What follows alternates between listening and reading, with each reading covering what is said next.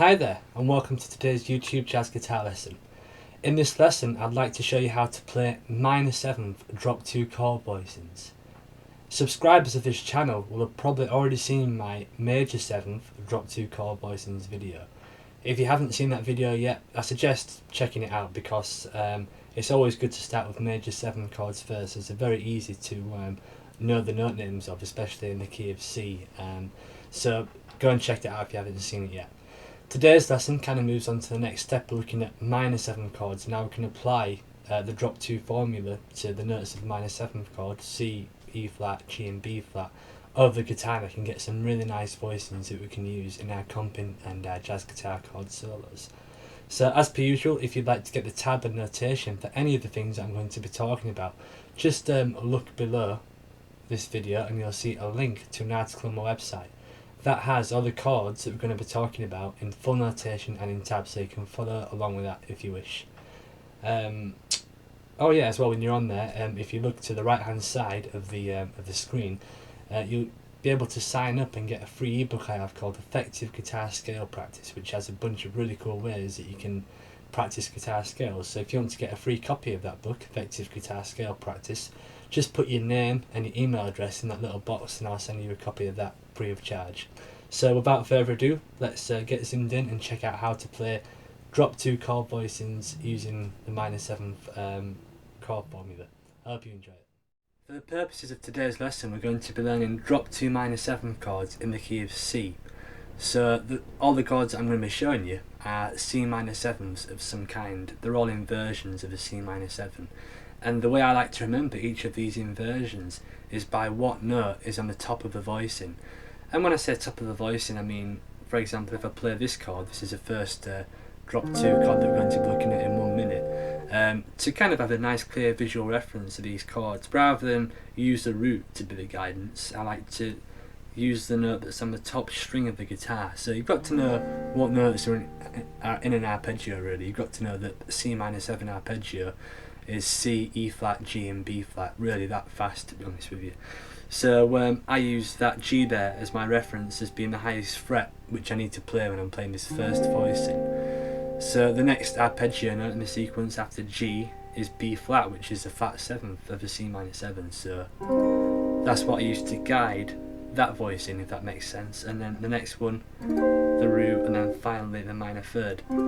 Rather than trying to find the roots, because they're kind of locked in the middle of the voicing, and for me it just makes more sense to kind of acknowledge what's on the top string as being you know, the light in times of darkness. So yeah, the first voicing that I'd like to show you, by the way, these are all, to begin with, all these voicings are all on the top 4 strings of the guitar, and they all have the same intervals together. They always have the minor 3rd and a flat 7th together, and the root and the 5th. So, you know, if you've got the minor 3rd and flat 7th, that's kind of like a shell voicing. Sometimes they'll be inverted, but it's always these 2 intervals, minor 3rd, flat 7th, root and 5th. You never get like minor 3rd and 5th together, not for drop 2 voicings anyway. So this first one, top 4 strings of the guitar, we're starting with minor 3rd, going to flat 7, going to the root, which I'm barring down my first finger to grab that root, 1st fret of the B string, and I'm catching the 5th there with my small finger, 3rd fret, top E string. It's the first drop 2 minor 7th chord. Okay, so the next one, it has the 7th on the top, and it begins with, the 5th fret of the B string, then goes to the root, then we have the minor 3rd, and then we have the flat 7. So just like I said, we've got these 2 intervals together again, 5th, root, and then we've got minor 7th and flat 7th. So first voicing, 5th on top, second voicing, minor 7th on top. And now there's 4 drop 2 chord voicings on the top 4 strings, so you've learnt half of them at this point. The next one's really easy. You just have to put your first finger across the top 4 strings, and for the purposes of this being in C minor 7, that's 8th fret on the top 4 strings, and that's flat 7, flat 3, 5th, root. So far we have this chord, 5th on top, next one, flat 7, next one has the root on the top there, which is C. The very last voicing for this string set looks like this. And the formula for this is root, fifth, flat 7, flat 3. Again, these intervals are together.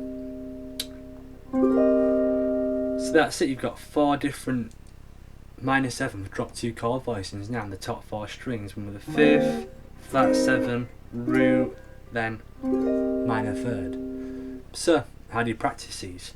Well, the best way I found to practice really any new chords that you learn is to start by playing 1 per bar first, going 1, 2, 3, 4, 1, 2, 3, 4, 1, 2, 3, 4, 1, 2, 3, 4.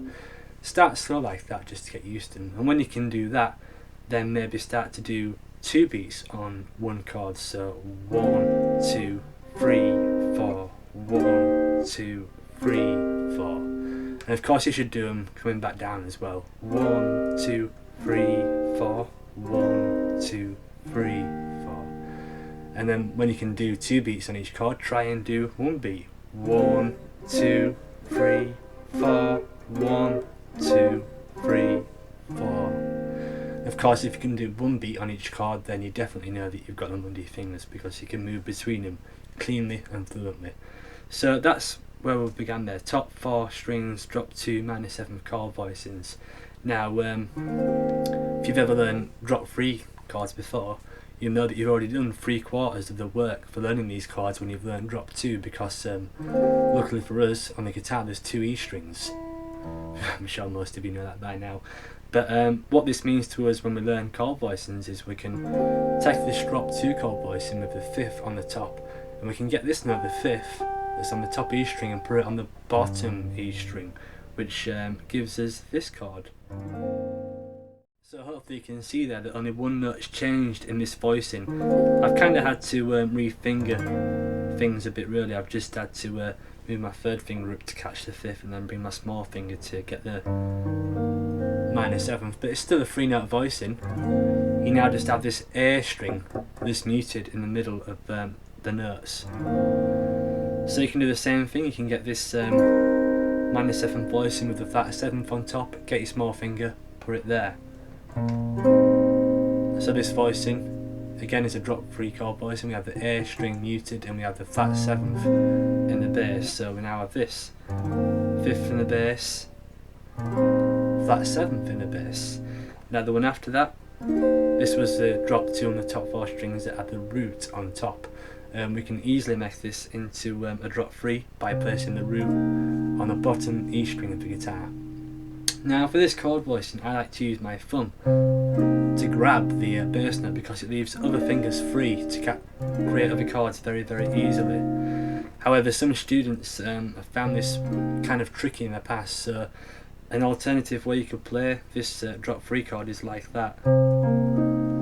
I find that quite tricky, but if it's a bit easier for you to do, then you can grab it that way, but I definitely prefer the thumb because then I've got all my other fingers free to create other chord voicings. Okay, so far we've got 5th in the bottom, flat 7th in the bottom, and then we've got root in the bottom. And the last one, if you remember, this one we need to convert this so it has the minor 3rd in the bottom. So you can keep these 2 fingers where they are, you can move the 2nd finger there and you can move the 3rd finger there.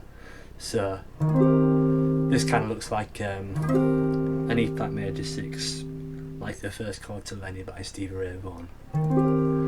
So that's the last one if you drop 3 chords. So we have one with the 5th in the bass, one with the flat 7th in the bass, one with the root in the bass, then one with the minor 3rd in the bass. So I suggest that you practice them the same way as what you practice the drop 2 chords on the top 4 strings, like I showed you before, starting with 1 per bar and then moving it up as you become more proficient. So that's 8 sets of chords so far. There's only 1 set left, and that's on the middle strings of the guitar. This is strings 2, 3, 4 and 5. Now, in all honesty, these are probably not as common as the ones on the top 4 string sets. You know, I have some students who don't have time to really practice these and get all of these voicings up to scratch.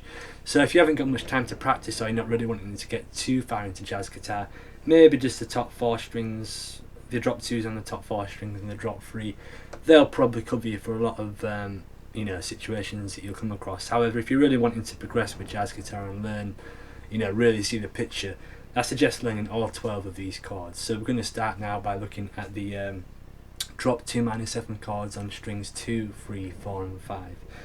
Okay, so if we play the arpeggio notes on the B string, we can't start, well we could start at a C, but we're going to have to use open strings, and we're not going to do that in this lesson. So we're going to start on the minor 3rd, E flat, then go to G, then B flat, then C.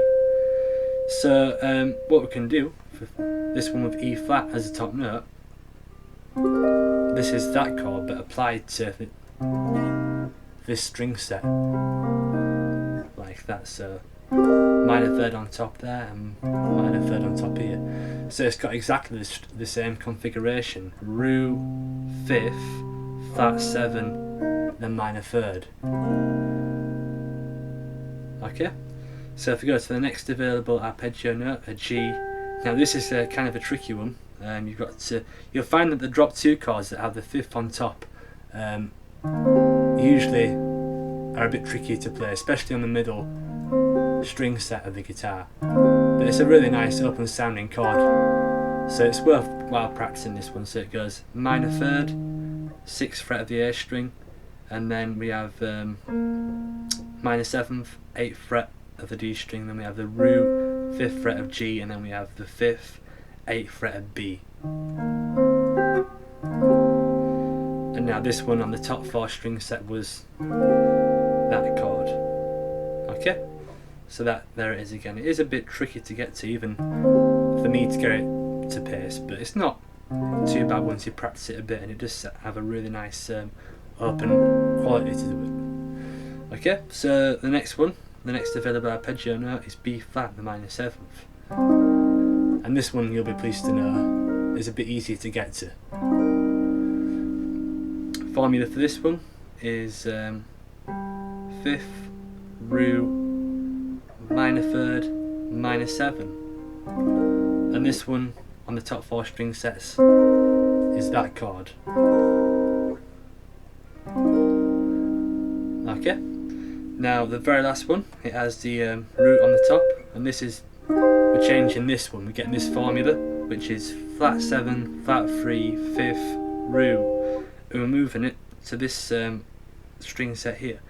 So the bottom note, flat 7, we can find that there, B flat, then we're going flat 3, 5th, Ru. Okay, so we now have one with the root on the top, one with the flat 7th on the top, one with the 5th on the top, one with the minor 3rd on the top.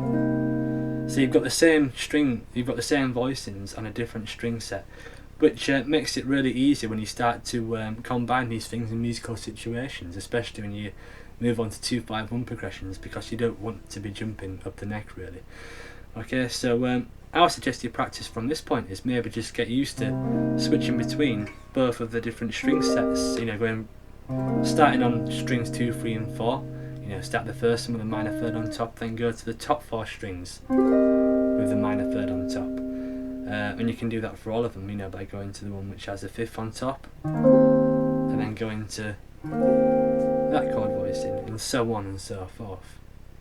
So that just about covers it. There's 8 drop 2 minor 7 chords, and there's 4 drop 3 minor 7 chords there. So that's plenty of chord voicings to be getting familiar with. So I really suggest that you practice them in the ways that I mentioned earlier, and you start to apply them to 2-5-1 progressions.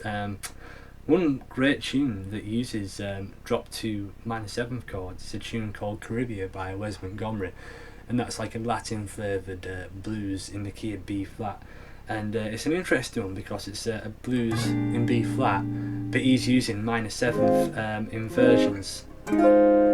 So that's one that's well worth checking out if you want to kind of see how these are used in a musical situation there.